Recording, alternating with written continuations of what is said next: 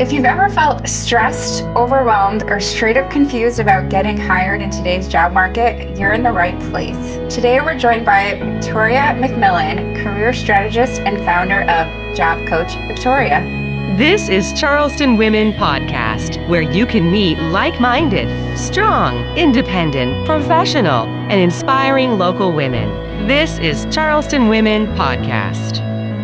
Hello, this is Kim Russo, your host of Charleston Women Podcast. Today we welcome Victoria McMillin, a career strategist and founder of Job Coach Victoria.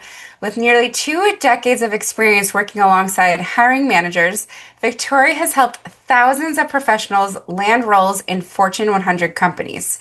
She teaches job seekers how to stand out, craft powerful resumes, and master interviews with confidence. Her mission? To help you get hired faster and step into your next role with clarity and courage. Welcome, Victoria. Thank you, Kim, and thank you for that intro. I appreciate it. Yeah. Happy to be here. Awesome. Well, how did it's kind of a niche market to be a career strategist and job coach. What inspired you to start Job Coach Victoria? Well, as you mentioned, I've actually been doing this 20 years now, which is very telling of my age. But I have been in a unique role where I get to work with candidates looking for positions and the hiring managers looking to fill them. So I get to take a candidate from talking to them on the first call, editing their resume, prepping them for the interview, to selling them to the hiring manager, seeing what they see and reviewing the resume with them and finding out who they hire. And through this duration of 20 years that I've been doing this, I realized how many people don't really know the skills that it takes to get hired. So even the managers that I have been working with for all of this time, if they get let go, they're VPs, they're directors, they've been doing this a very long time. They're coming to me being like, what do you think of my resume? They're not even aware of what they see in a resume and what they see in an ideal candidate. So I was like, there's a really big need for somebody to be able to help somebody through this process, and decided to launch Job Coach Victoria from it. What are some of the patterns that you see that's motivated you to help these job seekers directly? I think essentially that things have really changed in the job market and how you position yourself. So gone are the days of just crafting a perfect resume and submitting it to a bunch of jobs, and then all of a sudden you get all these interviews. The average position that is posted these days gets over 100 applicants. There is a need for being able to stand out, knowing how to customize your resume, knowing how to strategize. And I think that there is a lot to be said for having some tools in your tool belt, per se, to kind of know how to navigate that. What kind of tools do you recommend besides your basic, LinkedIn, resume? Yeah. So much about it is connection and marketing yourself. People don't realize they have to market themselves. And LinkedIn is obviously one of my favorite tools, but you have to network your way in. If you are just another resume in the ATS system, one of those 100 resumes that got sent in, you may not even get somebody to review your resume to be able to earn an interview. So you've got to know how to make connections, how to structure your resume and cater it to that job posting. Use exact words from the job posting. Put it in your resume. The top 3 bullet points are the most important. The average hiring manager only spends 6 seconds reviewing a resume, which is wild, right? For example, I have an SEO optimization consultant position open right now, and my recruiters are sending me candidates, and I'm opening the resume and I'm taking a gander at it and control Fing the resume to look for SEO and sending it back to them and being like, this is a digital marketing consultant, but they're all social media. They are not on the analytics side. They don't even have SEO in their resume. And that's what hiring managers do as well. Yeah. So you're actually almost like pre-screening them, right? To make sure that they're even a good fit to bypass the line of, would you say 100 applicants? Yeah, absolutely. And I mean, my name is going on this resume. I put my company logo on it. It's a reflection of me. So my job is to screen these candidates and send the hiring manager over the top 3 to 5 candidates that we find in the market. And I've had history of friends that have lost jobs and have tried really hard to find jobs here in Charleston without any luck. What are some tips to stand out in the Charleston job market? I'm glad you asked that because I always kind of refer to Charleston as like a little big city, right? It is large, but it is also really small. And so the beautiful thing about Charleston is that you have such a strong ability to network. So any company that you are applying to, whether it's Benefit Focus, Blackbaud, Boeing, I'm realizing as I'm saying this, we have a lot of companies that start with B. In the Charleston market. But we have Walmart, we have Mercedes, whatever it is. If you do not know somebody at that company, you know someone who knows someone. So being able to just look up the company on LinkedIn, click on people, and the top people that come up at the top are going to be the people that you have connections to. It'll say first, second, or third connection. So you may sit there and go, all right, well, I'm applying to Mercedes, but I don't know anybody that works there. And if you go through this task and you open it up, you may go, oh my gosh, I'm applying to an IT role and the director of IT is connected to one of my best friends. And then you call up your best friend and say, how do you know Joe Smith? Can you make an email introduction? So you want to get eyes on your resume. 80% of roles are filled through networking, and people get really discouraged by that because they're like, I don't know anybody there. I can't reach out to anybody there, but there are so many different ways to do that. You can get an introduction. You can reach out to people that are doing the role that you're interested in at the company and send them a LinkedIn message or an email and say, I'm interested in XYZ role at your company. I see you've been there for 4 years. I would love to hear about your experience and how you like it there. Would you take 15 minutes next week to talk to me? And then they get to go to their manager, the person hiring for the role, and say, hey, have you seen Victoria's resume? I actually talked to her last week. She seems like she'd be a great fit for our team. So you have to find ways to network, and there's a lot of different ways to do that. Yeah. Well, that's like an amazing tip for Charleston because I think everybody knows everybody here. And so there's some like Kevin Bacon. Only been here 6 years, and I think every time I step out my door, I see somebody that I know from somewhere. In 1996, it was Southern Women to Women magazine. Now it's Charleston Women magazine. Charleston Women is all about strong, capable, confident, hardworking, nurturing, determined, dedicated, and inspiring women. Our readers are business owners, entrepreneurs, mothers, sisters, wives, and grandmothers. Pick up your copy of Charleston Women magazine at Charleston area Harris Teeters and Food Lions. Charleston Women magazine. We are Charleston Women. You're listening to the Charleston Women Podcast. So you mentioned some big companies here. What are some of the Fortune 100 companies that you have placed people in successfully that you're currently working with, just in case anybody's listening and wants to reach out to you to get in contact with some of these companies? Over my tenure in doing this, it's been a lot. Apple, Microsoft, IBM, Amazon. I've done we do retail, Gap, Sephora, Disney, Visa, Wells Fargo. So I have filled roles in a variety of different industries. So whether it's IT or creative and marketing, healthcare, pharma, I've essentially kind of done it all. And the beautiful thing is, yes, within different verticals, there are a few different ways that people do things. Like creative and marketing might do things a little bit different than technology does. But overall, the hiring process still remains the same.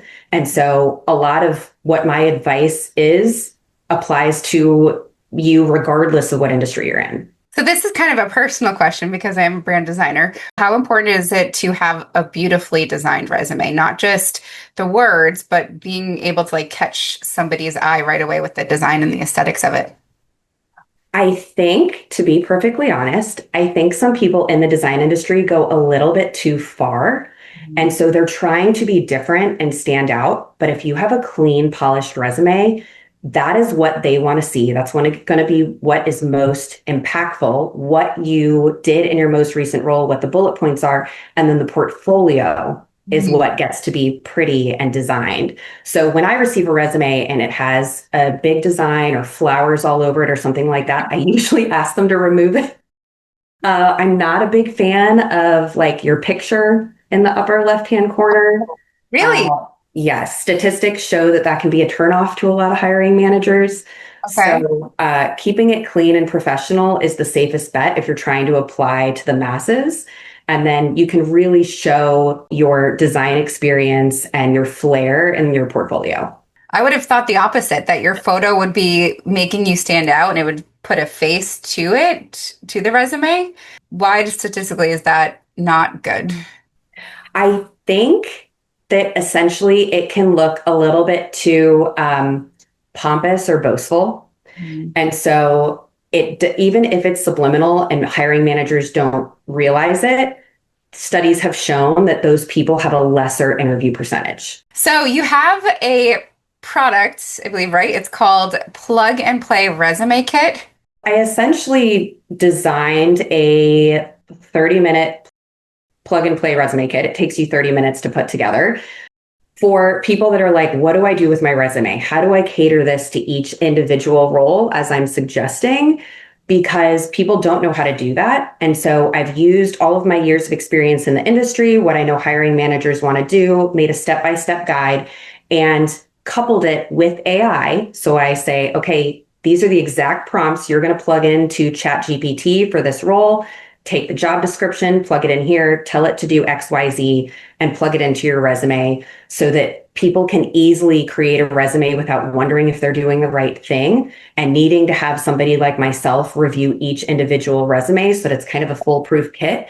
And I tried to make it really affordable for everybody so that anybody can use it. So it's just $7. Well, where can they find this kit? If you go to my Instagram, Job Coach Victoria, I have it in my link. I am going to be promoting it on my website that will be up and running pretty soon. But right now, Instagram is the best place to locate it. You are a mom of two cuties. What is some tips that working moms, they've been stay-at-home moms for a few years, they're trying to rejoin the workforce or were caregiving for some time. What kind of tips do you have for somebody that does have these resume gaps and is looking to rejoin the workforce? Great question. I get that question a lot, and I've helped a lot of friends and family members earn roles with that same question. My closest friend out in Colorado just got a new marketing job, and she's been out of it for 13 years. A lot has changed in 13 years, right?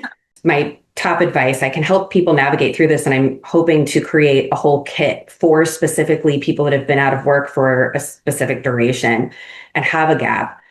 But to put it clearly, you want to fill the gap with something. So whether it's volunteer experience, whether you were on the PTA at your child's school, whether or not you helped organize fundraising for a school or your church or whatever, you can put a title, you're an event coordinator, you're whatever. And then in the bullet points, you list that it's volunteer experience. But as I mentioned earlier, you get 6 seconds. That's all you get for a hiring manager to say, do I want to continue looking at this resume? Do I want to schedule an interview? Or am I moving on to the next one? And if they see that you haven't worked in several years, you're going to get moved to the next one, right? Even if you have somebody vouching for you. Mm-hmm. So if you can find a way to use what you have been doing in that time, because every mom out there has a unique set of skills, right? Mm-hmm. And they're running the household, they're managing calendars, right? They can be an executive assistant for all I care. Operations manager. Yes, operations manager, whatever the case is, you do have to list somewhere in there that it was ad hoc or volunteer or whatever verbiage you want to use. But it gets them looking at your resume and seeing that there was not just a period of time where you were doing nothing. Another thing that I went through with a friend that was, took her a while to find a job, and she picked up some babysitting here and there, but I just remember being with her and seeing her, like, her whole being kind of, it was like a sadness. It was a frustration. It was like an unworthiness. And it was really trying for her. And one of it was trying to get something in the price range that she wanted and the holding out until she got something. But what do you do to help people through this emotional time when, you have bills to pay, you have mortgages or people that are depending on you? What do you say to people that are just feeling so frustrated in that job search? I know it can be really hard. And I talk to people every single day that are like, I'm applying to all of these jobs and I'm not getting any movement and I've got a family to support and I have bills to pay. And I empathize with that wholeheartedly. I know that that is unbelievably difficult. I think it's so easy to get discouraged and burnt out, but I constantly on my Instagram of trying to give easy tactical tips per day. Just keep the needle moving forward, whether that is put LinkedIn requests to 5 people at a company you're interested in that day, right? Reach out to somebody and ask if they could do an informational interview and meet for coffee or meet for 15 minutes over the phone to explain their experience at the company. Sit there and ask ChatGPT for some interview questions and just prep it on your phone while you're sitting on the couch. Just say, you know what, I'm going to give myself 10 minutes today to do something that is going to help me move forward, because it's so easy to just fall into a slump and not want to do anything. And then nothing happens if nothing happens. Easier said than done, I know, but if you can find a way to find something small that you can do that makes you feel like you're going towards your goal, that can keep you moving on a day-to-day basis. Do people usually find you when they're in that place of, I've tried myself, I can't do it? How do people find you to work with you? A lot of people find me through social media. And then given what I do, I've created a really strong network across the country of people that I've helped that now refer me to their friends, right?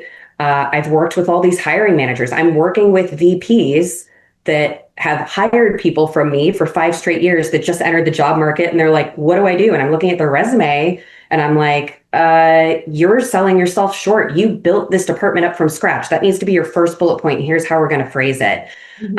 So I think, to answer your question about how to find me, I think a lot of it does come through what I keep preaching about, which is networking, and finding people through people that you've helped before, and through Instagram. A lot of people are looking for people to help guide them on social media. Those are the people that don't have jobs and looking. What about people that are in career positions and they want something more, something different? What's one piece of advice that you could, or 2 pieces of advice that you give them? Yes. So you absolutely want to go into LinkedIn and toggle that button that says open to new opportunities. Little hint, if you work for a corporation, anybody at your corporation, so if you work for Disney, nobody at Disney can see that you are open to opportunities. So it kind of makes it hidden. And then you also have to have a professional account in order to see that and notice that, so that only recruiters and corporate recruiters within the industry are able to view that as well. LinkedIn has been really smart about that, because they know that people that are in positions are not going to click that button and show that they are open to new opportunities if they know that their coworkers and their boss could potentially see it. Yeah. But additionally, start to be more active on social media. Not I'm looking for a job, but you find an article that you think is relevant, that people would want to see. You have a personal story that you want to share. It is a social media platform. So the algorithm is going to pick you up the more that you post and share and comment and like other people's posts and just engage in general. Well, so for other women out there, not just Charleston women, that are feeling hopeful and maybe they're a little stressed for job hunting in the new year, and as we're heading into 2026 soon, what are some steps and advice you'd give them to kind of prepare for the new year? Get your resume optimized. Get your resume ready over the holidays. Like I mentioned, spend 10 minutes a day saying, I'm going to update XYZ on my resume. I'm going to do the template and the formatting. I'm going to add my most recent job. Most people don't always have an up-to-date resume ready to go, right? If you've been in your job for several years, you don't have your current job on your resume. Start following companies that you'd be interested working for and engaging with them. If they put up a recent post, if you really want to work for Boeing and they put up a post about what they're doing, comment. Hiring managers go to LinkedIn and they look for that stuff. And if they see that you're following the company and you've been engaging with posts, that helps your chances as well. So there's a lot that you can do over the next several weeks. But my advice is to start now, even if they are baby steps, because when these positions open in January, they get filled really quickly. So you don't want to start the process January 1, as tempting as I know it is to take the holidays completely off. You want to start now. And I have a lot of clients that are hiring right now, even through the holidays, because they want somebody to be able to hit the ground running and start in January. So my advice is don't wait. What are the best ways to strike up a conversation with you? Yes, LinkedIn and Instagram, absolutely. I love having new connections on LinkedIn, and I know that I tout it all the time, right? Find people to connect with. I'm even proud of people that reach out to me and say, hey, here's my resume. I'm interested in XYZ roles. If you have anything open, be proactive. Don't be scared to reach out to people you don't know. Victoria, thank you so much for being here as our guest on Charleston Women Podcast and allowing for us to learn all about Job Coach Victoria. Of course. Thank you so much for having me. This has been so fun. Thank you. Well, I'm Kim Russo, your host. I'll see you in the next episode of the Charleston Women Podcast. Thanks for spending time with Charleston Women Podcast. Please like us and follow us on whatever platform you're using to access Charleston Women Podcast.